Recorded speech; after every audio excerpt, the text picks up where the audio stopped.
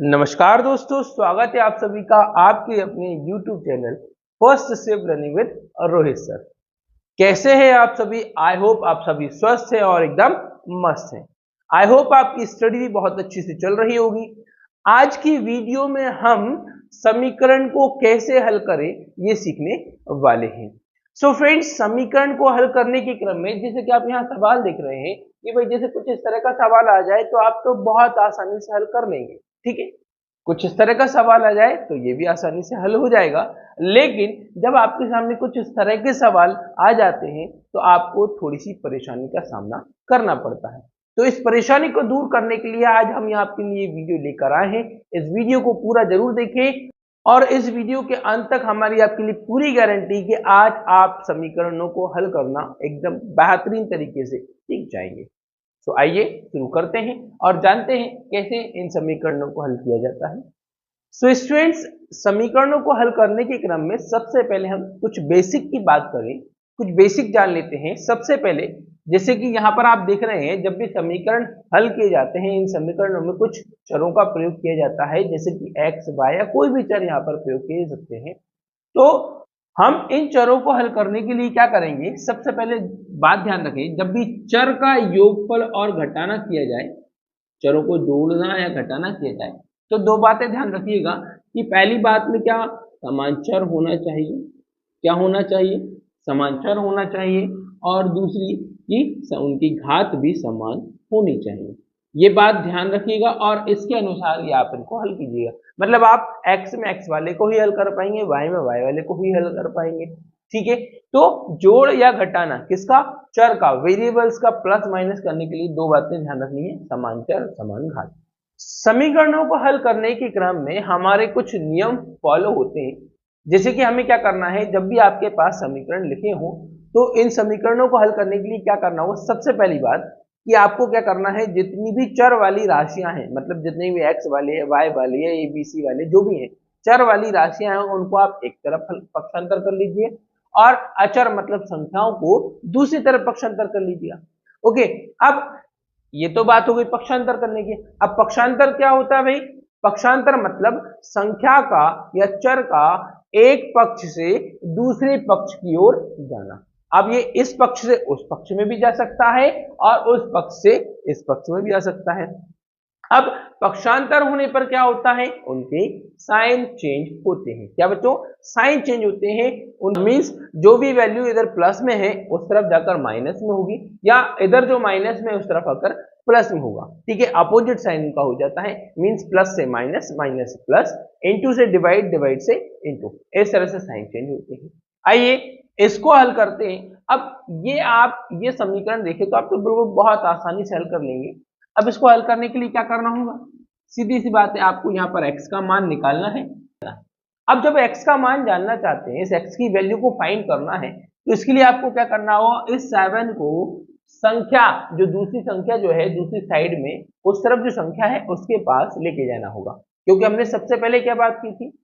Variables चर एक तरफ कर लीजिए, नॉन वेरिएबल अचर जो है दूसरी तरफ कर लीजिए। यहाँ पर ये नॉन वेरिएबल अचर राशि है, इसको हम दूसरी तरफ लेकर जाएंगे तो ये उस तरफ जाकर क्या होगा? -7 हो जाएगा, ठीक है बच्चों। क्या होगा? -7 हो जाएगा। तो जैसा कि हमने भी बात की थी कि साइन चेंज होते हैं कब? जब हम किसी वैल्यू को अदर साइड ट्रांसफर करते हैं, ठीक है। अब साइन उसी का चेंज करना है जिसको ट्रांसफर, जिसका पक्षांतर दिया जाएगा, बस। और ये हो गया सवाल, 12 - 7 हो गया 5, ठीक है। आइए एक और सवाल हल कर लेते हैं। जैसे कि मान लीजिए आपके पास है y + 3 = 10। जैसे कि आपके सामने ये समीकरण है, आपको इस समीकरण को हल करना है और समीकरण को हल करके क्या y की वैल्यू फाइंड करनी है। तो क्या करना होगा?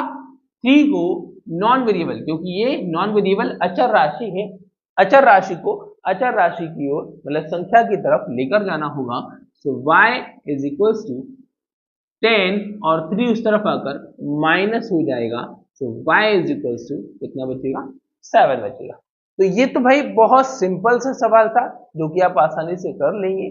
लेकिन बात आए अगर थोड़े से डिफिकल्ट सवाल की, चलिए थोड़ा सा डिफिकल्ट लेवल बढ़ाते हैं। जैसे कि मान ली आपके पास सवाल है, जैसे यहाँ पर हमारे पास एक सवाल है 3x is equals to 2x plus 18। चलिए थोड़ा सा डिफरेंट, इससे हमने क्वेश्चन ले लिया है। अब आपके पास क्या है, 3x is equals to 2x plus 18। अब हमने क्या कहा था, चर वाले जो होंगे एक तरफ हो जाएंगे और अचर मतलब संख्या जो है दूसरी तरफ हो जाएंगे। तो आप क्या करेंगे, पहले 2x को, है ना, किसको, 2x का पक्षांतर कर लेंगे और 2x जो है इस तरफ आकर क्या होगा डियर स्टूडेंट, माइनस हो जाएगा। ठीक है, जो कि यहाँ पर प्लस साइन में था तो इस तरफ आकर माइनस हो जाएगा और यहाँ जो है 18 अपनी जगह पर रह जाएगा।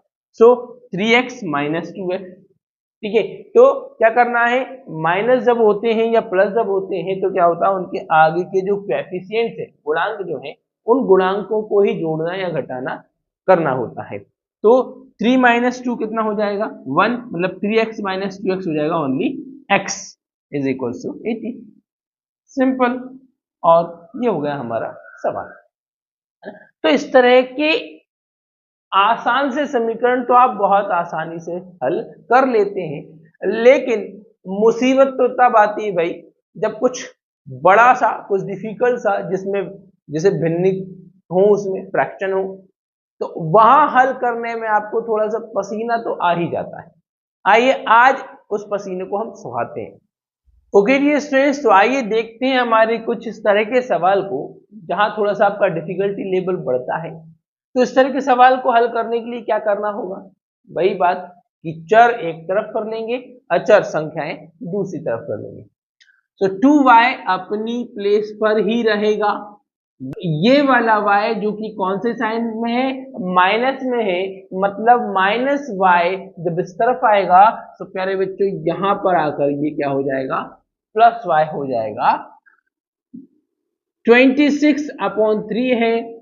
ओके, इस तरफ नॉन वेरिएबल अचर राशि कौन है, 5/3 है, जो कि उस तरफ जाकर -5/3 हो जाएगा। तो प्यारे बच्चों ध्यान रखिएगा, जब भी वैल्यूज को ट्रांसफर करते हैं, पक्षांतर करते हैं, तो साइन चेंज करना नहीं भूल जाइएगा। अब इसके बाद 2y प्लस y तो कितना हो गया, 3y। अब यहाँ फ्रैक्शन को सॉल्व करना है, तो सॉल्व करने पर डिनोमिनेटर हर के एलसीएम लेने होते हैं, और यहाँ पर एलसीएम 3 होगा क्योंकि नंबर दोनों ही, डिनोमिनेटर दोनों ही सेम है ना, क्या है, दोनों के डिनोमिनेटर सेम है तो एलसीएम वही आ जाएगा। एलसीएम वही आ जाएगा तो ऊपर वाले नंबर भी एज इट इज लिख देने हैं। Okay, so 3y is equal to 26 minus 5 होता है 21/3। ओके, 3 से 21 को डिवाइड करते हैं, 3 7 21, और यहाँ पर y इज इक्वल टू 7/3 आपका ये आंसर आ जाता है। और इस तरह से हमने ये थोड़े से डिफिकल्ट सवाल को, थोड़ा सा, ज्यादा नहीं, थोड़े से डिफिकल्ट सवाल को हमने यहाँ पर सॉल्व कर लिया है और अपनी प्रॉब्लम को आसान बना लिया। चलिए और आगे कुछ प्रॉब्लम्स को देखते हैं जो कि आपके डिफिकल्टी लेवल को बढ़ाती हैं और कैसे वो आपके डिफिकल्टी को खत्म करते हैं, वो हम सवाल में देखेंगे। यहां पर अब हमारा जो सवाल है क्या है, 6x plus 1/3 plus 1 is equals to x minus 3/6। इसको सॉल्व करने के लिए आपको क्या करना होगा कि वही सबसे पहले वेरिएबल नंबर एक तरफ कर ले। तो वेरिएबल नंबर्स को जब हम एक तरफ करेंगे तो यहां पर 6x प्लस 1/3, और वेरिएबल नंबर ये जो पूरा है आप इसको इस तरफ लेकर आएंगे तो यहां आकर minus x minus 3/6, okay, is equals to, और ये जो संख्या है नॉन वेरिएबल जो है इसको दूसरी तरफ ट्रांसफर कर दें तो यहां पर ये आपका हो जाता है -1, क्योंकि यहां पर ये क्या था, प्लस था, और पक्षांतर होने पर क्या हो गया, माइनस हो गया है। अब आप क्या करेंगे, यहां पर आपके सामने फ्रैक्शन है, भिन्न है, तो आपको क्या करना होगा, पहले डिनोमिनेटर्स का, हर संख्या का एलसीएम लेना होगा। 3 और 6 का एलसीएम आप बहुत अच्छे से जानते ही हैं, तो कितना है 6। इसके बाद क्या होगा, 3 से 6 को डिवाइड तो कितना आता है 2, 2 का इंटू 6x प्लस 1 में, फिर आगे माइनस लगा हुआ है, माइनस लगा लेते हैं। उसके बाद 6 से 6 को डिवाइड, तो कितना आता है 1, और 1 का इंटू x माइनस 3 में, तो 1 लिखने की जरूरत नहीं है, इज इक्वल्स टू -1। अब हम क्या करेंगे, पहले ब्रैकेट सॉल्व करेंगे।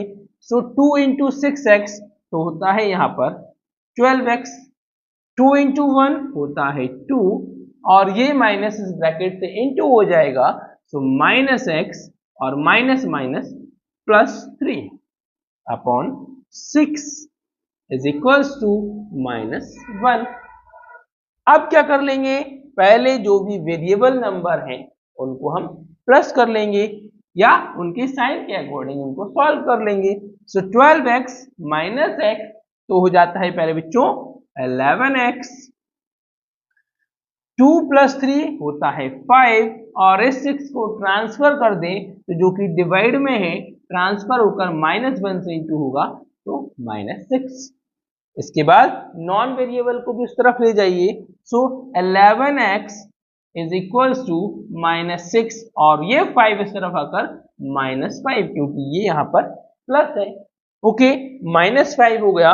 सो 11x इज इक्वल्स टू -11, क्योंकि दोनों वैल्यू ही कैसी है, माइनस की है, मतलब सेम साइन क्या होते हैं, प्लस हो जाते हैं, इसलिए -11। और उसके बाद इस 11 को ट्रांसफर कर दें, so x is equals to -11 upon 11। So 11 से -11 को डिवाइड कर देंगे तो आपका आंसर जो होगा क्या होगा, -1 आपको यहां पर मिल जाएगा।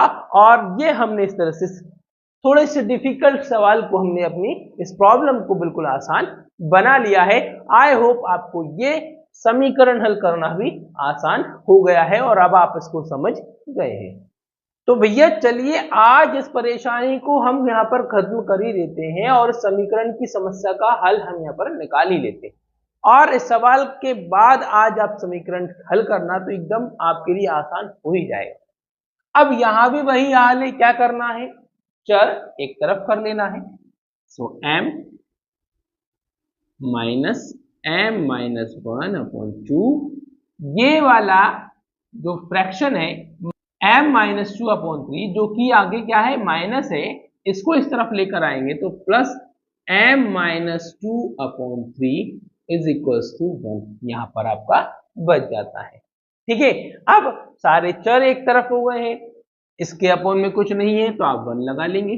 1 2 3 का एलसीएम कितना हो जाएगा, तो पहले बच्चों एलसीएम 2 3 का आप एलसीएम जानते ही हैं 6 होता है। 1 से 6 को डिवाइड किया तो 6 इंटू एम लिख दिया जाएगा। फिर 2 से 6 को डिवाइड करेंगे तो 3 का m माइनस 1 में इंटू, सो -3 इंटू m माइनस 1। ओके, फिर 3 से 6 को डिवाइड करें तो 2 का इंटू m माइनस 2 में कर देंगे तो 2 into m minus 2, okay, is equals to 1। Okay, बिल्कुल हो गया। तो क्या किया, एलसीएम लिया और एलसीएम को डिनोमिनेटर से डिवाइड किया, जो भी आंसर आया उसको उसी के न्यूमरेटर में अंश में गुणा कर दिया। ओके, ब्रैकेट सॉल्व कर लिए जाएं, तो ब्रैकेट जब हम सॉल्व करेंगे तो यहां पर 6m माइनस 3 इंटू एम तो होता है -3m, -3 इंटू -1 तो minus minus plus 2 into am so 2m, 2 into -2 -4। सारे ब्रैकेट सॉल्व हो चुके हैं, अपॉन 6 इज इक्वल टू 1। अब इसके बाद क्या होगा, जो भी वेरिएबल नंबर हैं उनको सॉल्व कर लेना है। तो 6m माइनस 3m तो बचता है 3m प्लस 2m होता है 5m। ओके, 5m आ गया। उसके बाद 3 माइनस 4 तो बचता है -1 अपॉन 6 इज इक्वल्स टू 1। इस 6 को ट्रांसफर कर दें तो ये जो कि यहाँ पर डिवाइड में है ट्रांसफर होकर इनटू में आ जाएगा। So 5m minus 1 is equals to 6। -1 उस तरफ ट्रांसफर कर दिया जाएगा नॉन वेरिएबल नंबर को, हम उस तरफ ले जाते हैं। So 5m is equal to 6 plus 1, क्योंकि ये यहाँ पर माइनस में है तो उस तरफ जाकर प्लस हो जाएगा। उसके बाद 5m is equal to 6 plus 1 हो गया 7, और उसके बाद 5 को ट्रांसफर कर देंगे जो कि m के मल्टीप्लिकेशन में है। ओके, m का कोएफिशिएंट है और कोएफिशिएंट वेरिएबल के साथ इनटू में रहता है। सो ये उस तरफ जाकर क्या होगा, डिवाइड में होगा, और इस तरह से हमारा यहाँ पर m की वैल्यू भी हमको मिल जाती है। सो डियर फ्रेंड्स, ये हमने इस तरह से आज हमने समीकरणों को हल करना एकदम आसान बना लिया है, और आज हमने सीख लिया है कि कैसे समीकरणों को हल किया जाता है, कैसे उनको पक्षांतर किया जाता है, और पक्षांतर करने पर उनमें किस तरह से साइन चेंज किए जाते हैं। ये सारी बातें आज हमने इस वीडियो में सीख ली है। और डियर स्टूडेंट्स, वीडियो कैसी लगी ये कमेंट करके हमें जरूर बताएं। वीडियो पसंद आई तो वीडियो को लाइक जरूर करें और चैनल को सब्सक्राइब करना ना भूलें। इसी के साथ मिलते हैं अगले वीडियो में, तब तक के लिए वंदे मातरम, जय हिंद, जय भारत।